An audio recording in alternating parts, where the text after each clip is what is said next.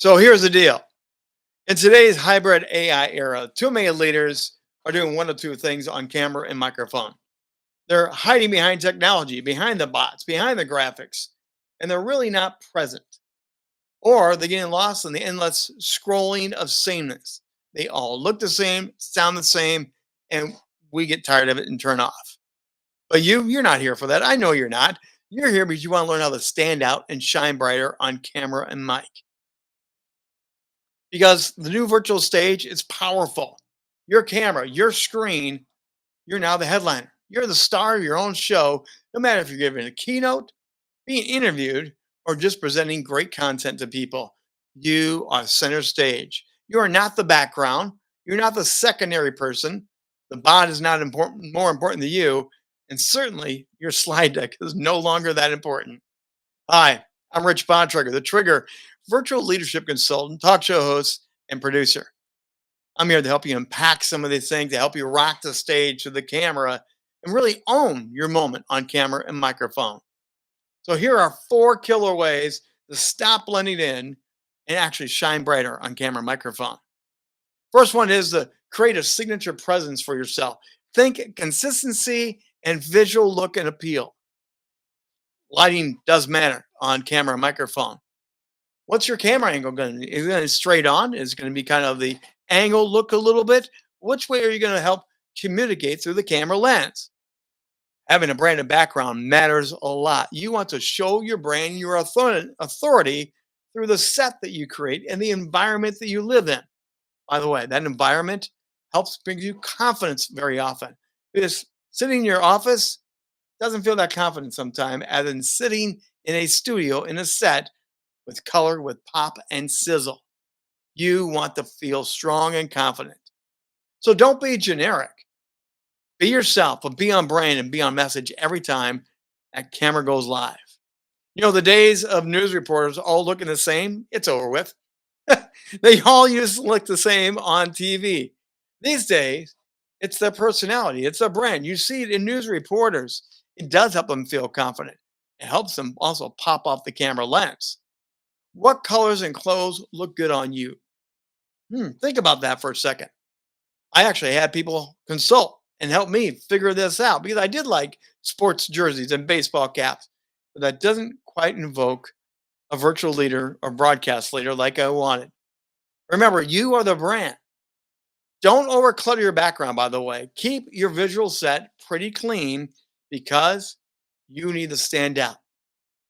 Make sure you are the center of attention. Have it look cool, but not cluttered. There's a big difference between that. By the way, the second thing to worry about and work on now is lead from the screen. Ask direct questions to the camera, even if you're working alone and no one's in the room with you. Even if you're doing a pre recorded type of event, ask a question. People will drop it in the chat box. They will engage with you.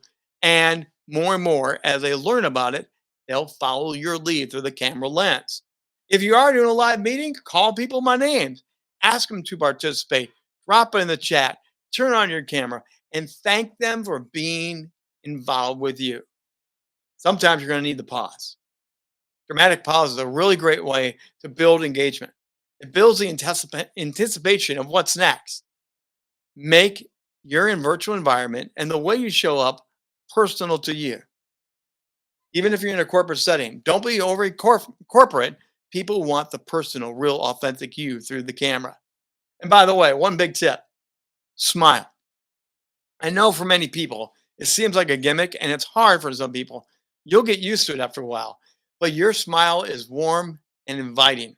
It creates that safe, fun environment that I'm talking about.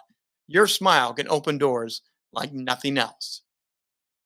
And the third point, build interaction with intention. Don't just be haphazard about the Q&A, about the polls you drop on, about asking people to be in breakouts. Be very intentional about this. One time I actually led a virtual group. It was a big leadership group. We were working with a corporation and we had their top tier leaders there. What I did was I broke them into breakout groups and went to a different breakout room. They each had an appointed leader. Before they went to the breakout room, I asked the leader to tell me what Magic Kingdom from Disney they were going to represent. And they all came up with different magic kingdoms. And then I asked, you need to come up with a character from Disney. When you come back, you're representing as Mickey Mouse, Donald Duck, whatever it was, you had to be representing that character, sharing that information that you're going to bring back. It changed the whole breakout rooms into fun. All the people loved the idea of being part of Ventureland or Futureland. And then they came back in the characters and they loved it. The participants loved the fact that the team integrated the information they were going to bring with Disney fantasy and fun. And it stuck. Afterwards, I got a great call from the CEO who said that was ingenious because their people were getting burnt out and bored and they forgot about the fun of being creative.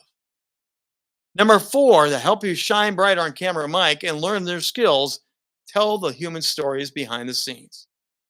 We're living in a polished world. We're living in an edited world. The clip, the sound bites, the reels, the TikToks.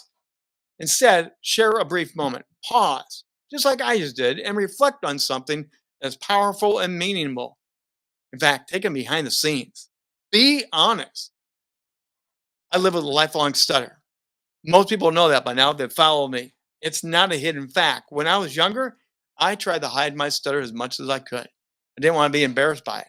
Instead, that stutter has become part of my brand story to show how you can overcome and you can master the microphone, master the camera, because I'm no longer afraid of my stutter getting in the way.